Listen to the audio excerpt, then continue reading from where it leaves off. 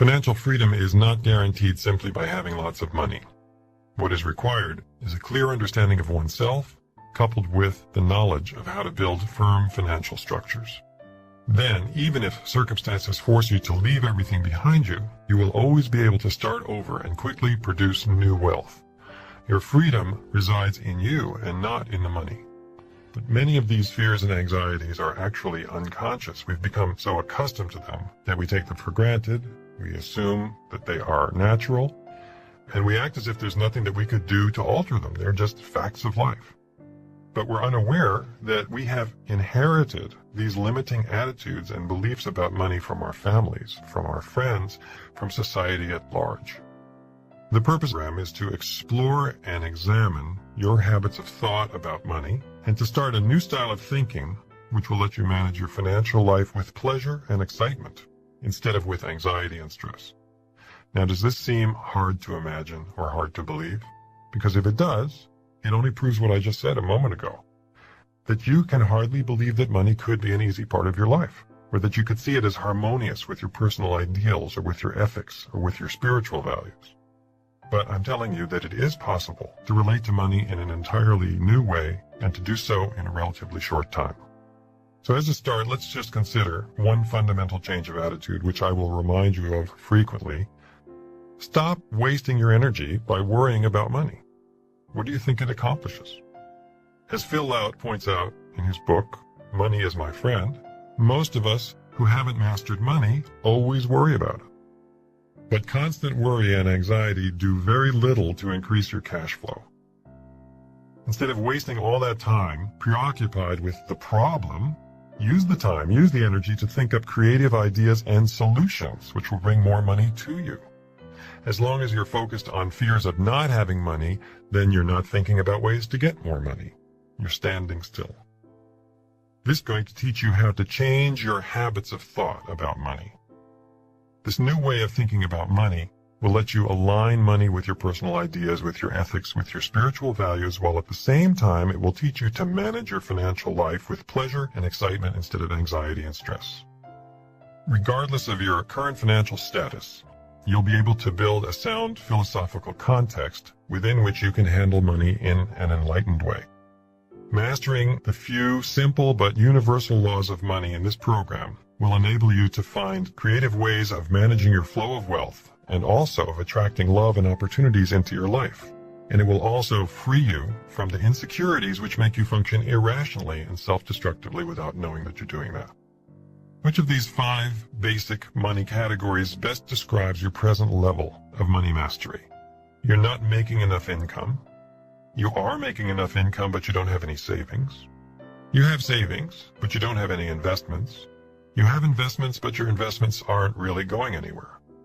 And finally, you've got all of it. You've got income, savings, investments, which are profitable. Everything is working, everything is solid, but you don't know what it's all for.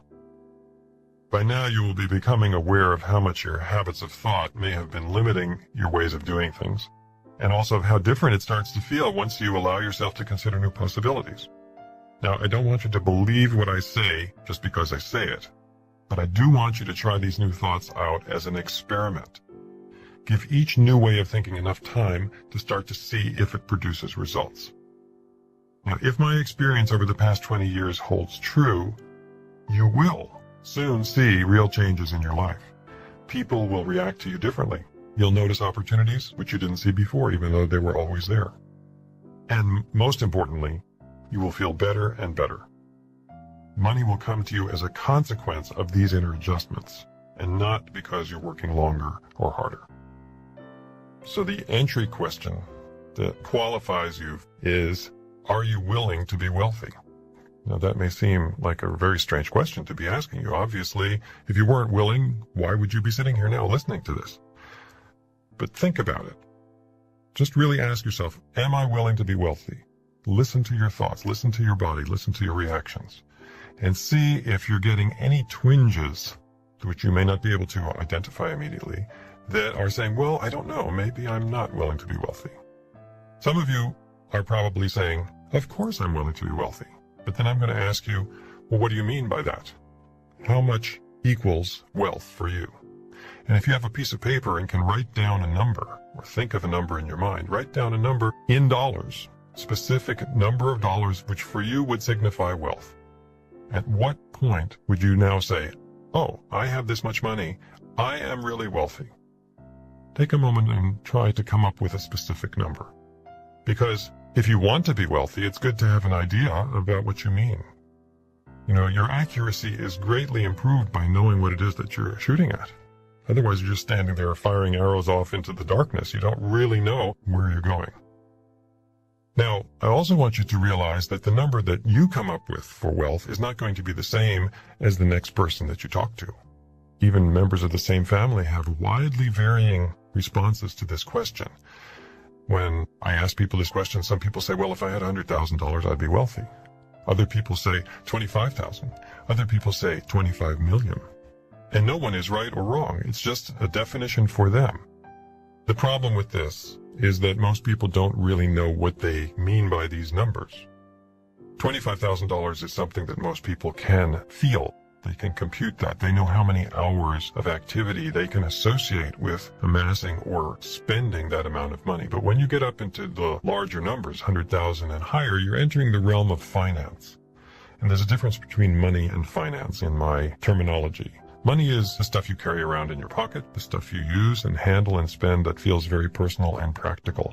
Finance is numbers, numbers which you move around by signing pieces of paper. When you buy a house, you don't stand there usually and count out the $250,000 or the $612,000 or the $37,000, whatever it is. You don't count out that money bill by bill. If you did, you'd have a different feeling about it. But you make an agreement with the bank to pay the sum over a long period of time. It's a signature. It's a glorified form of writing a check. So I'm going to give you a kind of a mental exercise which we can do together, which will help you to understand a little bit more exactly what big money is. Imagine that I give you $1,000 right now, and we're going to play a game. The game is that you have one day, 24 hours, to spend that money on yourself in a form that is enjoyable and satisfying today. In other words, you're not going to put it in a savings account. You're not going to make a down payment on something that will take years to pay off. You can buy something for yourself. You can go somewhere with it. You can entertain your friends. But it needs to be something which you feel happy with today and that you can use and enjoy right now. So what would you spend the money on? You have 24 hours to do it. Is it easy for you to come up with an idea? Many people go blank. When I ask them this question, they say, well, my God, I don't know what to do. I guess I better stop everything else and start running around to spend all this money so quickly. So let me just ask you, let's say it's now 24 hours later, you're back here. I say, did you spend the money? And you say yes. And I say, what did you spend it on? You need to have an immediate answer, not a vague answer. You say, I spent it on a set of luggage. I spent it on a new stereo system. I spent it on a birthday party for my oldest son. I invited all his friends. We had a great party. We went to a restaurant. You need to have that kind of specific answer. So I say, fine, okay, you won the game. Now let's play again. Here's another $1,000. You have 24 hours to spend it. Notice how your body feels. And let's jump ahead. Another day in advance, you've come back. I say, did you spend the money? You say, yes, I spent it. I say, very good. What was it spent on? And you tell me, and it has to be something different. Imagine that we keep playing this game for a week, and every day you have succeeded in spending the money. How would you feel after 1 week of spending $1,000 on yourself every day? Would it be different than the way you normally feel? What are the changes? How do you think people will relate to you differently? Are you going to have more friends or fewer friends? What is your fantasy about this? Let's go ahead and imagine that you've kept playing this game successfully for a month. Every single day, 30 or 31 days, you've spent $1,000. How does that feel? For many people, this is something that really surprisingly is hard to even imagine. The mind stops after 3 or 4 days. I can't think of anything else to buy, or I feel really guilty about spending all this money. You need to examine all of those thoughts because those are the things that are hindering you, that are interfering with your stated intention to be wealthy. What you're saying is, if I were wealthy, I wouldn't know what to do. So this is an exercise to kind of warm up the engine of your mind to allow you the possibility of actually being wealthy, really, physically, of having the money, not just an idea, but the actual money. Imagine how you would feel after 6 months. That's quite different than after 1 month. Let's go ahead 1 year. 1 year, $1,000 a day. Could you even conceive that that could be done? Some people say, well, it would take me so much time. But it wouldn't take time. If you gave me $1,000 and I didn't have much time, I could spend it over the phone in 4 minutes. Now, how long do you think you could keep this up before it just became something you didn't want to do? Could you keep going for 3 years? Because it would take almost 3 years. It would take, in fact, 2 years and 9 months approximately for you to spend $1 million at this rate. So when you say, well, I'd like millions of dollars, now you have a different idea of what that means. It means $1,000 a day for 2 years and 9 months, every single day. This is not an inconceivable thing. There are people who do this all the time, who spend more than this all the time as a natural, normal activity in their lives. They don't look any different from you. They don't look like they're constantly worrying about money. They have breakfast, they have lunch, they have dinner, they play golf, they do whatever they want to do, and the money gets spent. $1,000 a day is only $365,000 a year. There are many people who have salaries higher than this. I want you to simply acknowledge to yourself that money and finance are different, and that money is the actual handling of cash. You need to be prepared to do that. You need to have an easy, instantaneous answer ready in your mind when someone says, here's the money. You immediately have to have an idea of, great, now I know what to do. If you don't have that concept or that ability or that receptivity prepared in your mind, then you're going to be constantly projecting a message out into the world which says, don't give me the money yet, I'm not quite ready. We'll talk much more later about how the subconscious influences your actions and influences the behavior of people around you. But this is all part of answering my first question. Are you willing to be wealthy?